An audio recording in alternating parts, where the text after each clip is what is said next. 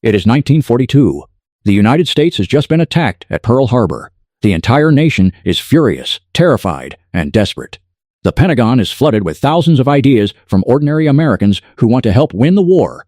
Most of them are ignored. But one idea submitted by a dental surgeon from Pennsylvania was so completely insane, so biologically outrageous, so utterly unlike anything the military had ever considered that the President of the United States personally approved it. The plan was simple. Strap tiny incendiary bombs to live bats, drop them over Japan. Watch the country burn. Now, before you laugh, and I understand if you want to consider this, the U.S. government spent the equivalent of $2 million developing this program. They built custom bomb casings. They hired biologists. They ran field tests. They got so close to deployment that the project was only canceled because something even more destructive came along first. Something you have definitely heard of. Today on Primal Earth, we go inside Project X-Ray, the classified military program that almost weaponized one of nature's most misunderstood creatures.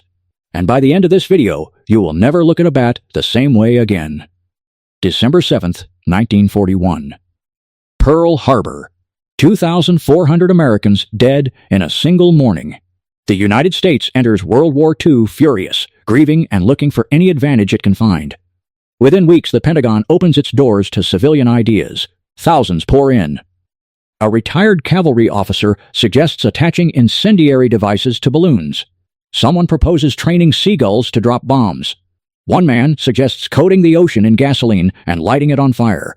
These are all real suggestions. The bar was low. Then, a dental surgeon named Lytle Adams, who had recently visited Carlsbad Caverns in New Mexico and watched millions of bats pour out of the cave at dusk, had a thought. Now most people visit a bat cave and think interesting, maybe slightly terrifying. Let us leave. Lytle Adams visited a bat cave and thought weapons. He submitted his idea directly to the White House. And President Franklin D. Roosevelt, one of the most powerful men in human history, read it, found it genuinely promising, and forwarded it to the military with a note that said this man is not a nut. That sentence alone should tell you everything about how desperate the situation was. Here is where it stops being funny and starts being genuinely brilliant. Adams had not randomly chosen bats. He had chosen them for specific biological reasons that made them, on paper, at least the perfect delivery system for incendiary weapons. First scale. The caves of Texas and New Mexico house colonies of Mexican free-tailed bats numbering in the millions. Tens of millions. Some caves contain over 20 million individual bats. The military could collect them by the thousands without making a dent in the population. Second size. The Mexican free-tailed bat weighs less than half an ounce. Small enough to carry a miniature 1-gram incendiary device without difficulty. Third behavior. Bats instinctively seek dark enclosed spaces to roost. In Japan, whose cities at the time were largely constructed of paper, wood, and bamboo, that meant bats carrying tiny bombs would fly directly into attics, wall cavities, and roof spaces before the devices ignited. You would not see them coming. You would not hear them. By the time the fires started, they would already be inside the walls of your home. Adams called it, with remarkable calm, the most important contribution to the war effort. The military called it Project X-Ray. The project was handed to the National Defense Research Committee. Real scientists, real funding, real urgency. The engineering challenge was considerable. The bomb casing needed to be light enough for a bat to carry. It needed a timed fuse long enough for the bat to find a roosting spot before ignition. It needed to be attached to the bat humanely enough that the bat would still fly naturally. Yes, they were concerned about the comfort of the bats they were planning to use as living incendiary devices. The 1940s were a complicated time. The solution they developed was elegant in its simplicity. Each bat would be fitted with a tiny celluloid capsule of napalm military-grade incendiary gel, attached to its chest with a biodegradable surgical clip.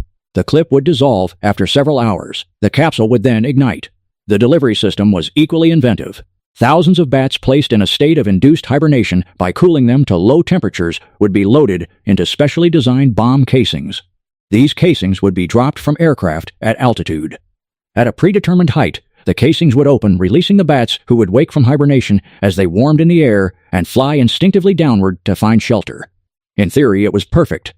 In practice, it was about to go spectacularly wrong. The first field tests took place at a military airbase in Carlsbad, New Mexico, in May 1943.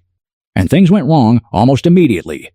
A canister of bats was dropped from an aircraft. The bats, not fully warmed from hibernation, did not fly. They fell. The canister hit the ground, and the bats scattered in every direction, some still carrying their live incendiary devices across the airbase. If you are wondering whether any of those bats found shelter on the airbase itself, the answer is yes. Yes, they did.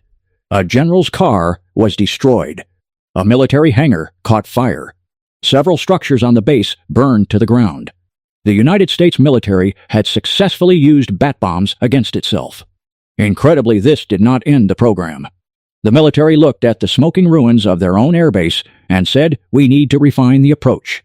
Which, if you think about it, is either admirable military determination or a level of commitment to a bad idea that borders on heroic. Here is the part of this story that should genuinely unsettle you. After the initial failures, the program was refined. Testing was moved to a purpose-built mock Japanese village constructed in the Utah desert. Built to exact specifications of real Japanese residential architecture by military engineers. The results were extraordinary. In controlled tests, bat bombs started fires that spread faster and covered more area than conventional incendiary bombs of the same weight. The bats, true to Adams' original prediction, flew directly into enclosed spaces before ignition. The fires started inside structures rather than on their surfaces. They were harder to detect, harder to fight, harder to stop. A military assessment concluded that a single bat bomb deployment, one aircraft dropping one canister, could start 4,000 individual fires simultaneously across a Japanese city. 4,000 fires. Started from inside the walls. In a city built of wood and paper, Admiral Ernest King reviewed the assessment and called it the most destructive incendiary weapon ever devised. The program was fully funded. Mass production was being planned. Deployment was scheduled for late 1944. And then, everything stopped. In the summer of 1944, Project X-Ray was canceled. Not because it failed. Not because the bats were uncooperative. Not because the military lost faith in the concept. It was canceled because something happened in a laboratory in Los Alamos, New Mexico, that made every other weapon program on Earth immediately obsolete. The Manhattan Project had reached the point of no return. The atomic bomb was no longer theoretical. It was inevitable. The military made a calculation that the resources devoted to bat bombs, the scientists, the funding, the production capacity, were better directed toward a single weapon that could end the war entirely, rather than a distributed weapon that could burn one city at a time. Project X-Ray was classified.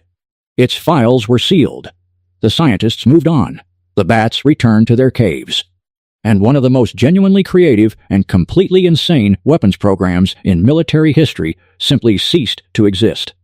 For decades, almost nobody knew it had happened. Let us take a moment to appreciate what we just covered. A dental surgeon visited a bat cave and had an idea. He wrote a letter to the president. The president said yes. The military spent $2 million. They built custom bomb casings. They hired biologists. They accidentally burned down their own airbase. They built a fake Japanese village in Utah. They ran successful tests. They scheduled mass production. And the only reason you have never heard of this, the only reason bat bombs did not become one of the defining weapons of World War II, is because we invented the atomic bomb first. Think about the version of history where that does not happen.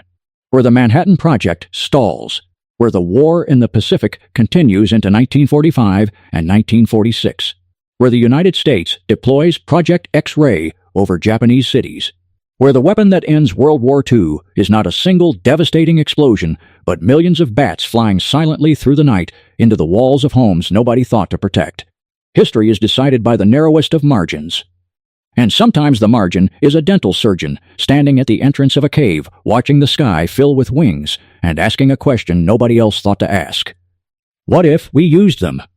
Subscribe to Primal Earth. Because the history they taught you is only half the story.